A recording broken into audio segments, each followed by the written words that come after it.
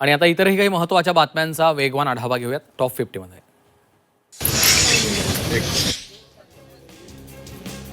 पुणे विधान परिषदेची जागा राष्ट्रवादी काँग्रेस लढणार आहे.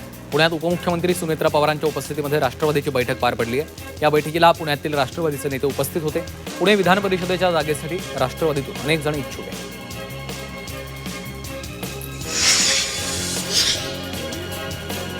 राष्ट्रवादी काँग्रेसमधला संघर्ष खरंच मिटला का असा प्रश्न उपस्थित होतो. राष्ट्रवादीचे प्रदेशाध्यक्ष सुनील तटकरे यांनी पत्रकार परिषद घेऊन समज गैरसमज दूर केल्याचा दावा केला. मात्र सुनेत्रा पवारांचे समज गैरसमज खरंच दूर झालेत का हा प्रश्न आहे.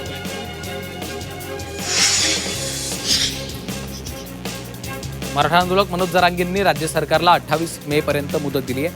मुख्यमंत्र्यांचं शिष्टमंडळ म्हणून भाजपचे आमदार प्रसाद लाड यांनी जरांगेंची अंतरवालीमध्ये भेट घेतली. यावेळी दोघांमध्ये आधी तब्बल 2 तास चर्चा झाली.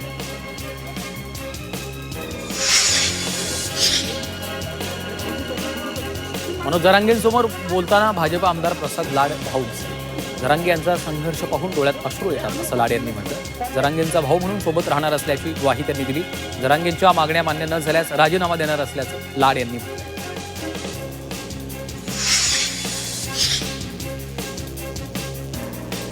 सांगली जिल्ह्यात मान्सून व टंचाई स्थितीच्या पार्श्वभूमीवर संबंधित सर्व यंत्रणांनी सतर्क राहून आपत्ती व्यवस्थापन करावं अशा सूचना पालकमंत्री चंद्रकांत पाटलांनी दिल्या आहेत.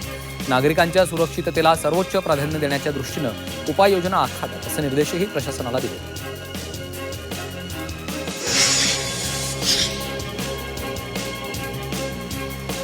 सांगलीच्या काँग्रेस जिल्हाध्यक्षपदी माजी आमदार विक्रम सावंत यांची फेरनिवड करण्यात आली.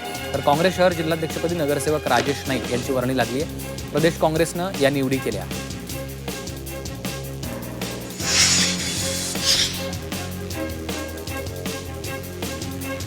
नागपुरात शिवसेना ठाकरे पक्षानं मेलोडी वाटप आंदोलन केलं.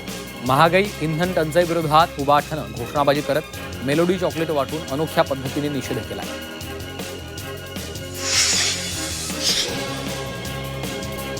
अनेक दिवसांपासून रखडलेल्या श्री सिद्धिविनायक मंदिर कॉरिडॉरच्या भूमिपूजनाचा मार्ग अखेर मोकळा झाला. मुख्यमंत्री फडणवीसांच्या उपस्थितीत 25 मे रोजी या कॉरिडॉरचा शुभारंभ केला जाणार आहे. प्रकल्पामुळे मंदिर परिसरातील वाहतूक, भाविकांची गर्दी आणि सुविधा व्यवस्थापन अधिक सुसूत्र होणार आहे.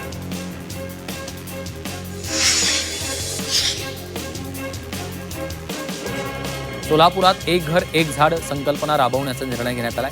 घरोघरी 5000 झाडं लावण्याचा अनोखा उपक्रम राबवलाय.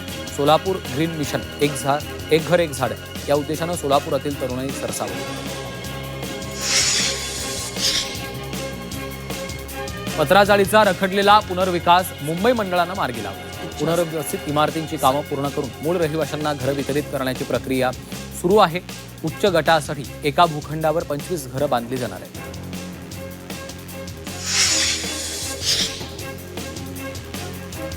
राज्य मार्ग परिवहन महामंडळाच्या इलेक्ट्रिक बस अर्थात लाल परींसाठी पुलाखालच्या मोकळ्या जागांचा वापर करण्याची योजना राज्य सरकारनं हाती घेतली होती. पुलांखाली उपलब्ध जागांवर इलेक्ट्रिक बस चार्जिंग स्टेशन्स उभारण्याबाबत सरकारनं हालचाली सुरू केल्या.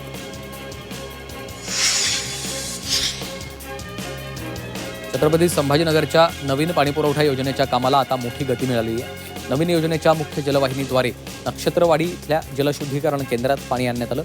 जून महिन्याच्या पहिल्या आठवड्यात शहराला 40 MLD पाणी पुरवठा सुरू केला जाणार आहे अशी माहिती महाराष्ट्र जीवन प्राधिकरणाने दिली आहे.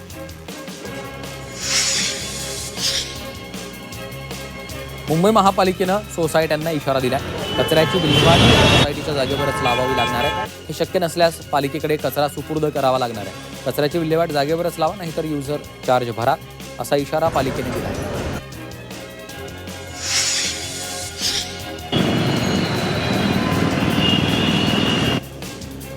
पुणे शहरातील वाहतूक कोंडी, बेशिस्त पार्किंगच्या समस्येवर तोडगा काढण्यासाठी महापालिकेनं नवं पार्किंग धोरण लागू करण्याची तयारी सुरू केली आहे. या धोरणाचा आराखडा तयार करण्याचं काम सुरू आहे.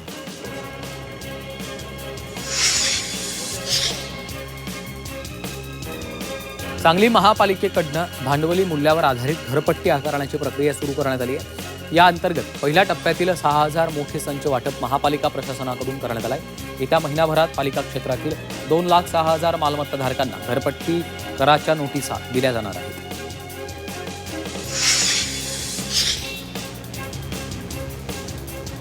पुणे महापालिकेनं अनावश्यक वीज वापर रोखण्यासाठी मुख्य इमारतीसह सर्व विभागीय कार्यालयात कठोर नियम लागू केले. अतिरिक्त आयुक्त राजित नाईक यांनी कार्यालयीन वेळेच्या नंतर दिवे, पंखे, संगणक आणि एसी बंद ठेवण्याचे आदेश दिले. आदेशाचं पालन न केल्यास संबंधितांवर कारवाईचा इशारा दिला.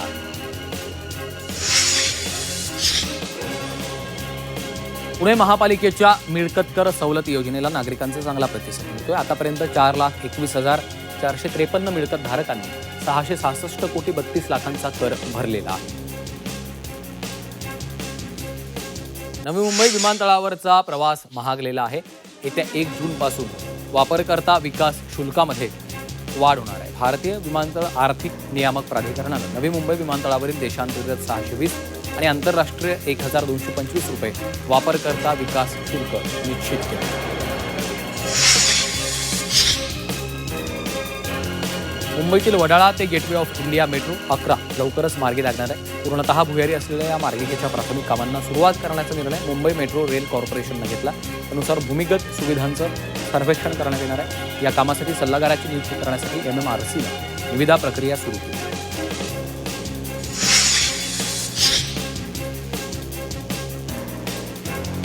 एसटी महामंडळाच्या आर्थिक स्थितीबाबत एप्रिल महिन्याच्या आकडेवारीनं चिंताजनक चित्र समोर आलं. प्रवाशांवर 10% हंगामी भाडेवाढीचा अतिरिक्त भार टाकूनही महामंडळाला तब्बल 76 कोटी रुपयांचा तोटा झालाय. त्यामुळे यंदाची आर्थिक घसरण अधिक गंभीर मानली जाते. जून अखेरीस विक्रोळी सावली इथं भुयारीकरणाला सुरुवात होणार आहे.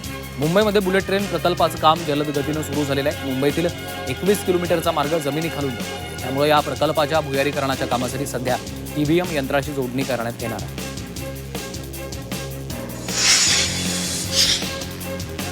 मध्य रेल्वेवरील हार्बर मार्गावर 1 मे रोजी 15 अतिरिक्त AC लोकल गाड्या सुरू केल्यात. या वाढीव फेऱ्यांमुळे पहिल्या 15 दिवसात प्रवासी संख्या आणि महसुलात जवळपास 65% वाढ नोंदवली. प्रवासी अधिक आरामदायी आणि कमी गर्दीच्या प्रवासासाठी AC लोकलला अधिकाधिक पसंती देतात.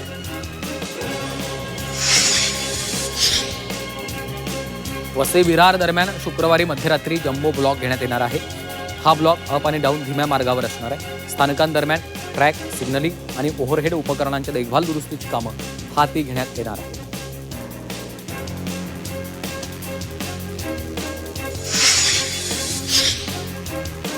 चंद्रपूर जिल्ह्यात मतदार यादी यांच्या विशेष सखोल पुनर्निरीक्षण अर्थात SIR मोहिमेचा 3रा टप्पा जाहीर करण्यात आला. जिल्ह्यातील 100% मतदारांची घरोघरी जाऊन पडताळणी होणार आहे.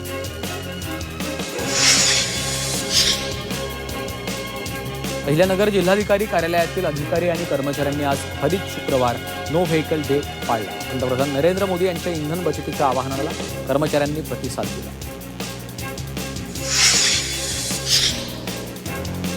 साताऱ्यातील दक्षिण काशी वाई म्हणून ओळखल्या जाणाऱ्या वाई कृष्णा नदीच्या तीरावर असलेल्या या ऐतिहासिक नगरीमध्ये लघुकुंभ मेळ्याला सुरुवात झाली. दक्षिण काशी भक्ती सागरामध्ये चिंब झालेली आहे.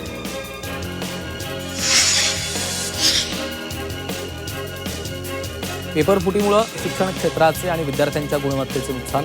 सत्र न्यायालयानं हे निरीक्षण नोंदवलंय. परीक्षांच्या प्रश्नपत्रिका अशा प्रकारे फुटल्यामुळे शिक्षण क्षेत्राचं आणि विद्यार्थ्यांच्या गुणवत्तेचं खूप मोठं नुकसान होतं, असं न्यायालयानं आरोपीचा अटकपूर्व जामीन अर्ज फेटाळताना म्हटलेलं आहे. 74,000 भारतीयांवर आता ब्रिटन सोडण्याची वेळ आलेली आहे. गुरुवारी लंडनमध्ये ऑफिस फॉर नॅशनल स्टॅटिस्टिक्सनं जाहीर केलेल्या 2025च्या आकडेवारीवरनं ही माहिती समोर आली.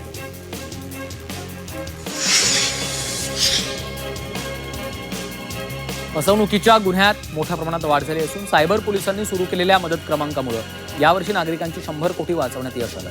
मुंबई पोलीस आयुक्तालयाच्या गुन्हे शाखेनं सुरू केलेल्या सायबर मदत क्रमांकामुळे गेल्या 4 वर्षात तब्बल 491 कोटींची फसवणूक रोखण्यात पोलिसांना यश आलेलं आहे.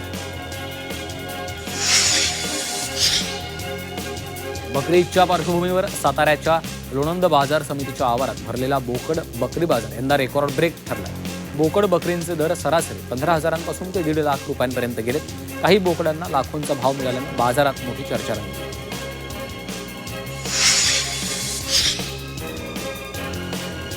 बकरी ईदच्या पार्श्वभूमीवर मावळमधील देहू रोड परिसरात शांतता आणि सलोखा कायम राखण्यासाठी पोलीस प्रशासन सज्ज झाले. देहू रोड पोलीस स्टेशनमध्ये मुस्लिम बांधवांची महत्त्वाची बैठक पार पडली.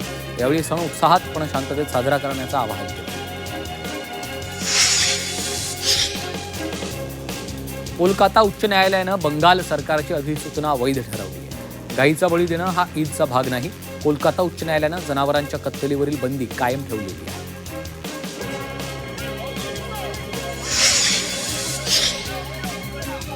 पश्चिम बंगाल सरकारनं राज्यातील सर्व मदरशांमध्ये वंदे मातरम गायन अनिवार्य करण्यात आलेलं आहे. हा निर्णय घेतल्यानंतर तीव्र राजकीय वादाला तोंड फुटलं. मुख्यमंत्री सुवेंदू अधिकारी यांच्या नेतृत्वाखालील सरकारनं हा निर्णय घेतला आहे.